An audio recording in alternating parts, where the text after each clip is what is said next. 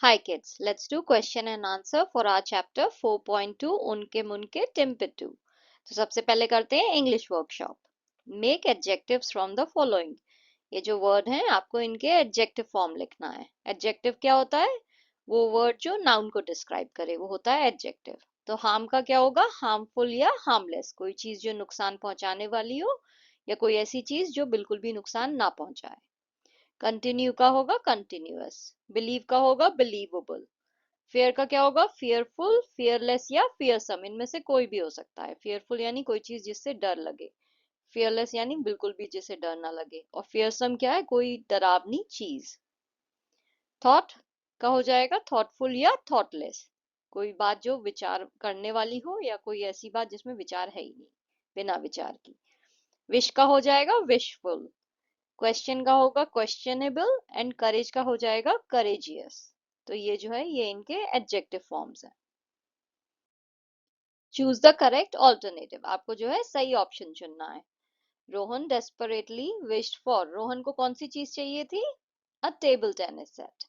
Rohan and Muk entered the garden at midnight to chant around the banyan tree, इसलिए गए थे ताकि वो बरगद के पेड़ के आजू बाजू जो है चक्कर लगा सकें 17 और वो मंत्र पढ़ सकें।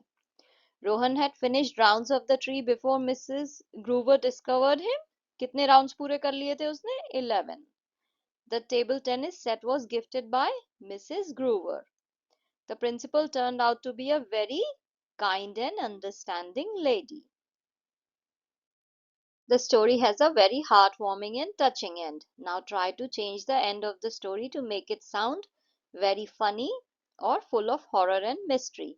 तो ये जो स्टोरी है इसका जो अंत है वो बहुत ही दिल को छूने वाला है, पर आपको क्या करना है? आपको इसका एंडिंग जो है वो चेंज कर देनी है। तो आपको एक तो एंडिंग बनानी है जिसमें ये स्टोरी बहुत ही फनी हो जाए, और दूसरी एंडिंग होनी चाहिए हॉरर टाइप के, आपको इसको एंड देना है। तो पहला वाला वेरी फनी एंडिंग में मैंने क्या किया है? रोहन एंड मुक run around the banyan tree at midnight chanting उनके मुनके टिम्पेटू 17 times। तो उन्होंने जो है उस बरगद के पेड़ के 17 चक्कर लगाए। Suddenly a table tennis set falls from the sky and lands right in front of them। अचानक से जो है एक टेबल टेनिस का सेट जो है वो आसमान से टपक के उनके सामने गिर जाता है। They are overjoyed and start playing with it immediately। वो बहुत खुश हो जाते हैं और एकदम से खेलना स्टार्ट कर देते हैं। However, they soon realize that the ball is not a ball at all, but a giant egg। पर वो जल्दी उन्हें ये पता चलता है कि वो जो बॉल है टेबल टेनिस सेट की वो बॉल नहीं है, वो तो एक बहुत बड़ा अंडा है। The egg hatches and out comes a baby kangaroo। वो एग जो है वो अंडा जो है वो फूट जाता है और उसमें से जो है एक बेबी कंगारू निकलता है। Rohan and Muk are surprised but happy to have a new friend. Rohan और मुक जो है उन्हें बहुत आश्चर्य होता है पर वो जो है बहुत खुश हो जाते हैं कि उन्हें एक नया दोस्त मिल गया। They name him Ping Pong and teach him how to play table tennis। वो उसका नाम क्या रखते हैं? पिंग पोंग, और उसे टेबल टेनिस खेलना सिखाते हैं। नेक्स्ट है हॉरर वाली एंडिंग। रोहन एंड मुक run around the banyan tree at midnight chanting उनके मुनके टिम्पेटू 17 times। तो वो 17 बार चक्कर लगाते हैं। Suddenly the sky turns dark and a bolt of lightning strikes the tree। तो एकदम से आसमान जो है काला हो जाता है और एक बिजली चमकती है पेड़ के ऊपर। A mysterious figure appears from the shadows and approaches them।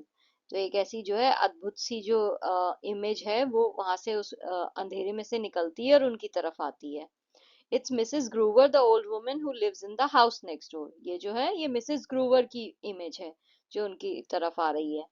She tells them that they have awakened an ancient spirit that has been sleeping under the tree for centuries। तो वो मिसेस ग्रूवर उनसे कहती हैं कि उन्होंने जो है वहां पे कोई सोई हुई आत्मा को जगा दिया है जो बरसों से सो रही थी। The spirit is angry and wants revenge। अब वो आत्मा जो है वो गुस्से में है और उसे बदला चाहिए। Rohan and Muk are terrified and try to run away but they can't. Rohan और मुक जो है वो डर जाते हैं, वो भागना चाहते हैं पर वो नहीं भाग पाते हैं। The spirit captures them and takes them to a secret underground chamber। वो जो आत्मा है वो उन्हें पकड़ के जो है वहां जमीन के अंदर जो है एक चैम्बर में ले जाती है। There they find a table tennis set but it's not an ordinary one। वहां पे उन्हें एक टेबल टेनिस का सेट मिलता है पर वो जो है वो ऐसा नॉर्मल सा नहीं है। It's made of bones and skulls। वो जो है हड्डियों का बना हुआ है। The spirit tells them that they must play a game of table tennis with him and if they lose they will be trapped in the chamber forever। तो वो आत्मा उनसे कहती है कि उन्हें जो है उसके साथ एक गेम खेलना होगा और अगर वो हार गए तो उन्हें उस चैम्बर में हमेशा के लिए रहना होगा। Rohan and Muk are scared but have no choice. वो दोनों डर जाते हैं पर उनके पास कोई चॉइस ही नहीं है। They play the game and to their surprise they win. वो खेलते हैं गेम और बिल्कुल हैरानी की बात है कि वो जीत भी जाते हैं। The spirit is furious and disappears into thin air. वो आत्मा जो है वो बहुत गुस्से में होती है और वो हवा में गायब हो जाती है। रोहन एंड मुक escape from the chamber and run back home. तो रोहन और मुक जो है वो वहां से भाग के जो है अपने घर वापस आ जाते हैं।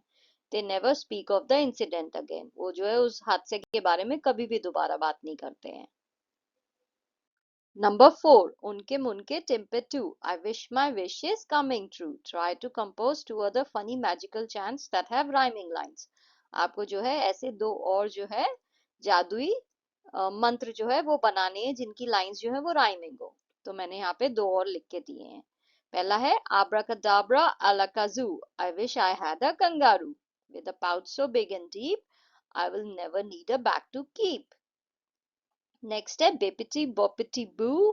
I wish I had a cockatoo. With feathers white and bright, I will never need a lamp at night. तो ये दो और जो है मैंने ऐसे मंत्र जो है राइमिंग लाइंस वाले लिखे हैं। Next is language study. Prefix and suffix. A letter or group of letters added to the front of a word to change its meaning and make a new word is called prefix. तो अगर आप किसी word के आगे कुछ words लगा दो और उस वर्ड का जो है मीनिंग बिल्कुल बदल जाए तो उसे कहते हैं प्रीफिक्स। जैसे कि आपने टाई के आगे यूएन लगा दिया तो ये हो गया अनटाई। स्टॉप के आगे नॉन लगा दिया तो नॉन स्टॉप। लाइक के आगे DIS लगा दिया तो डिसलाइक। तो जब आपने ऐसे किया तो इस वर्ड का मीनिंग भी बदल गया। लाइक की बजाय ये क्या हो गया, डिसलाइक हो गया। ये उसका उल्टा ही हो गया। तो ऐसे आपको 5 और वर्ड्स जो है यहाँ पे लिखने हैं प्रीफिक्स के साथ। तो मैंने कौन से लिखे हैं, डिसअग्री। तो अग्री के आगे DIS लगाया, डिसअग्री। ये अग्री का ठीक उल्टा ही इसका मतलब है। हैप्पी के आगे UN लगा दिया तो अनहैप्पी हो गया, राइट। तो ये हैप्पी का एंटोनिम है, उसका उल्टा है। हीट के आगे PRE लगा दिया तो ये प्री हीट हो गया। प्री हीट का मतलब होता है जैसे अवन में प्री हीट फीचर होता है, यानी आप किसी चीज को खाना पकाने से पहले अगर आप उसमें उसमें उसे गर्म कर रहे हो अवन को तो उसे प्री हीट कहते हैं। तो पहले से किसी चीज को गर्म करना है इस प्री हीट। मरीन के आगे सब लगा दिया, सब मरीन हो गया, राइट। वो जो पानी में पनडुब्बी जाती है उसे सब मरीन कहते हैं। फ्रीज जो है उसके आगे एंटी लगा दिया तो एंटी फ्रीज हो गया। तो ये जो है ये 5 वर्ड्स हैं प्रीफिक्स के साथ। A letter or group of letters added at the end of a word to make another word is called a suffix. तो जब आप किसी वर्ड के एंड में कोई वर्ड लगा रहे हो तो वो कहलाता है सफिक्स। जैसे टीच के एंड में मैंने ER लगा दिया तो टीचर हो गया। वर्ड का मीनिंग भी चेंज हो गया। टीच का मतलब होता है पढ़ाना, टीचर का मतलब है वो जो आपको पढ़ा रहा है। तो ये अगर मैंने एंड में कुछ ऐड किया तो इसे कहते हैं सफिक्स, और अगर मैं उसके स्टार्टिंग में कुछ ऐड करूं तो वो होता है प्रीफिक्स। एक्ट के एंड में मैंने OR लगाया तो एक्टर, चाइल्ड के एंड में हुड लगाया तो चाइल्डहुड। तो ऐसे जो है ये सारे सफिक्स के एग्जाम्पल हैं। यहाँ पे उन्होंने जो है आपको कुछ सफिक्स के लिए कुछ सफिक्सेस दिए हैं जिनसे आपको 5-5 वर्ड्स बनाने हैं। तो एबल से comfortable, lovable, capable, enjoyable and admirable. इसमें आपको एक चीज देखनी है कि कुछ वर्ड्स ऐसे हो सकते हैं जिसमें जब आप उनके आगे सफिक्स लगा रहे हो उनके एंड में तो वो वर्ड की आपको स्पेलिंग चेंज करनी पड़ सकती है। जैसे कि लवेबल। नाउ लवेबल किस वर्ड से बना है, लव से। बट लव की स्पेलिंग होती है LOVE। बट यहाँ पे मैंने ई जो है वो हटा दिया है, उसकी जगह मैंने ABLE कर दिया है। तो लव की स्पेलिंग में से मैंने ई निकाल के लवेबल किया है, बट एंजॉय की स्पेलिंग में से मैंने कुछ नहीं निकाला है। तो ऐसा जरूरी नहीं है कि ऐसा हो, बट कहीं कहीं हो सकता है। तो ये जो है ये बाकी जो है इन सफिक्स से जो है वर्ड्स के एग्जाम्पल है। Next we'll do questions that are written on the margin of your chapter. First one is find the sentences in which the author and his friend claim that they do not believe in magic.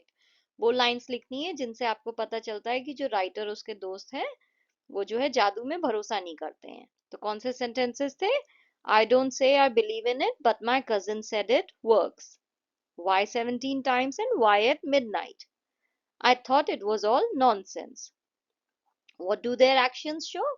Their actions show that though they say that they do not believe in the chanting and magic, yet they decided to try it out as there was no harm in trying.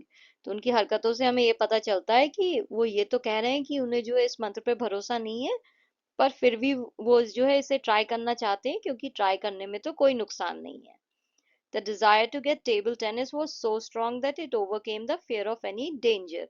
जो उनकी जो चाहत थी कि table tennis का set उन्हें मिल जाए वो इतनी तेज थी कि वो जो है सारा डर भी भूल गए. If you hear about something that fulfills your wishes, would you try it? अगर जो है आपको कोई सी चीज के बारे में पता चले जिसे करने से जो है आपकी सारी इच्छाएं पूरी हो जाएंगी तो क्या आप वो चीज करोगे? Yes, if I hear about something that fulfills my wishes, I will surely try it provided it doesn't cause any harm to anyone. हाँ, अगर मुझे कोई ऐसी चीज मिल गई जिससे जो है मेरी इच्छाएं पूरी हो जाती हैं तो मैं वो चीज जरूर ट्राई करूंगी. बस लेकिन इस चीज का ध्यान रखना है कि मेरे वो ट्राई करने से जो है किसी को कोई नुकसान ना हो. तो अगर मेरे ट्राई करने से किसी को कोई नुकसान हो रहा है तो फिर मैं ऐसी चीज ट्राई नहीं करूंगी. Do you think the author is brave? क्या आपको लगता है कि जो राइटर है इस कहानी का वो बहादुर है? Yes, I think the author is brave because he dared to go out at midnight to chant around the banyan tree to get his wish fulfilled, knowing very well that the banyan tree belonged to his ex-principal who was very strict. हाँ, मुझे लगता है कि जो writer है कहानी का वो बहुत बहादुर है क्योंकि उसने जो है इतनी हिम्मत करी कि वो बीच रात में जो है वहां उस गार्डन में जाए और वो मंत्र जो है उस बरगद के पेड़ के पास जाके पढ़े. और उसे ये भी पता था कि ये जो पेड़ है बरगद का जिसके पास जाके उसे वो मंत्र पढ़ना है वो उसकी एक्स प्रिंसिपल के गार्डन में है जो कि बहुत स्ट्रिक्ट थी. तो अगर वो ये सब जानते हुए भी गया तो मतलब वो तो सच में बहुत बहादुर था. How do we know that Muk was frightened? हमें कैसे पता चलता है कि मुक जो है वो डरा हुआ है? We know that Muik was frightened because as soon as he heard Mrs. Grover's voice saying that she would let her ferocious dog loose on them, he started climbing up the tree. हमें ऐसे पता चलता है कि मुक जो है वो बहुत डरपोक है क्योंकि जो है जैसे ही मिसेस ग्रोवर ने बोला कि वो अपने कुत्ते को छोड़ देंगी उन लोगों के ऊपर वो एकदम से पेड़ के ऊपर चढ़ने लगा. What opinion do you form of Mrs. Grover from the way she treats the boys? Mrs Grover जो है वो जैसे लड़कों को ट्रीट करती हैं उससे आपको क्या लगता है कि वो किस टाइप की महिला हैं? According to me, Mrs. Grover is an able administrator and disciplinarian outside, but from the inside, she seems to be a kind-hearted, sensitive and understanding person. तो जो मिसेस ग्रूवर हैं वो मुझे लगता है कि वो बहुत ही सक्षम महिला हैं और बहुत ही अनुशासन वाली हैं बाहर से. पर अंदर से जो है अंदर से वो बहुत ही दयालु हैं, बहुत ही सेंसिटिव हैं और बहुत ही समझदार हैं. She did not jump to conclusions. वो जो है किसी भी निर्णय पे नहीं पहुंची एकदम से. She patiently listened to the boys and allowed Rohan to complete the 17 rounds around the banyan tree to fulfill his wish. उन्होंने जो है बहुत ही शांति से लड़कों की बात सुनी और फिर उन्होंने रोहन को जो है अलाउ भी किया कि वो जो है अपने 17 राउंड जो है पूरे कर ले. Did the author really rejoice over his shoes and pullover? नहीं, वो सच में खुश नहीं था अपने जूते और स्वेटर से. उसने जो है वो सिर्फ इसलिए खुशी दिखाई ताकि उसके माँ बाप को जो है बुरा ना लगे. The table tennis set was not new but was fabulous set. What does it imply? वो टेबल टेनिस का जो सेट था वो नया नहीं था पर वो शानदार था. इससे हमें क्या पता चलता है? ये शब्द आपको क्या बता रहा है? The table tennis set that Rohan receives for his birthday is not new, but it is described as fabulous set. The word fabulous implies that the set is excellent, wonderful और amazing. तो ये जो शब्द है ये हमें ये बता रहा है कि वो सेट जो है वो बहुत ही अच्छा था, बहुत ही शानदार था और बहुत ही अद्भुत था. It suggests that even though the set is not new, it is still of high quality and has many desirable features. वो हमें ये बता रहा है ये शब्द कि ये सेट जो है ये नया तो नहीं था पर फिर भी ये जो है बहुत अच्छी क्वालिटी का था और उसमें बहुत सारी खूबियां भी थी. Therefore, Rohan is happy to receive it as a gift. इसलिए रोहन को जो है बहुत खुशी हुई कि उसे जो है ये सेट गिफ्ट में मिला. Did the surprise gift really come from उनके मुनके टिम्पेटू? क्या वो जो है गिफ्ट वो उनके मुनके टिम्पेटू से आया था? नहीं, वो उनसे नहीं आया था. In your opinion, who must have sent the gift? आपको क्या लगता है किसने गिफ्ट भेजा होगा? मिसेस ग्रूवर ने मुझे लगता है. What is उनके मुनके टिम्पेटू? A charm or an act of friendliness. आपको क्या लगता है उनके मुनके टिम्पेटू क्या है? ये एक चार्म है. चार्म क्या होता है वो आपने देखा है ना, लकी चार्म होते हैं जैसे हम अपने हाथ में जो है कुछ ब्रेसलेट पहन लें जिसमें लकी चार्म हो और फिर हम सोचें ये हमारा लकी चार्म है, अगर ये मैं पहने रहूंगी तो इससे कुछ ना कुछ हमेशा अच्छा होगा. तो ऐसे ही ये जो उनके मुनके टिम्पेटू है ये कोई ऐसा लकी चार्म है या फिर ये जो है ये दोस्ती का एक्ट है. उनके मुनके टिम्पेटू is an act of friendliness more than a charm, ये जो है ये दोस्ती का एक्ट है. Rohan and Muk did not believe in the charm but went to chant it around the banyan tree. Rohan और मुक को जो है इस मंत्र पे जो है भरोसा नहीं था, पर फिर भी जो है वो उस बरगद के पेड़ के पास गए. Despite not being keen and afraid, Rohan's friend Muk accompanied him because of their strong friendship. Rohan का जो दोस्त था वो जो है वो बहुत डरा हुआ था और वो जाना भी नहीं चाहता था. फिर भी जो है वो उसके साथ गया क्योंकि उसकी उससे दोस्ती थी, वो अपने दोस्त का साथ देना चाहता था. When Mrs. Groover learned about the story, she allowed the boys to continue their rounds around the banyan tree in her backyard. जब मिसेस ग्रूवर को जो है सारी कहानी पता चली तो उन्होंने लड़कों को अलाउ कर दिया कि तुम जो है गार्डन में चक्कर लगा लो. She was presumably the one who sent Rohan the table tennis set as an act of kindness. हमें लगता है कि वही थी जिन्होंने रोहन को वो टेबल टेनिस का सेट भेजा अपनी दया से. When Rohan went to her house to confront her about the gift, he asked her if she believed in Unke Munke Timpetu. She said that she wished to have someone over tea that day and Rohan came to visit her. तो रोहन जो है जब उनके घर गया ये जानने के लिए कि वो गिफ्ट जो है वो क्या उन्होंने भेजा था और क्या उन्हें भरोसा है इस उनके मुनके टिम्पेटू पे, उन्होंने कहा कि आज उन्होंने विश की थी कि कोई उनके घर पे चाय पे आए और रोहन आ गया.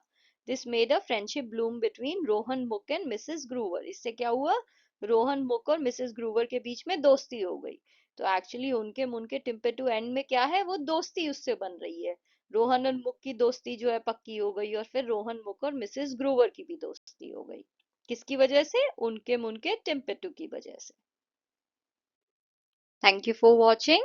If you liked the video, please like, share and subscribe the channel. Thank you.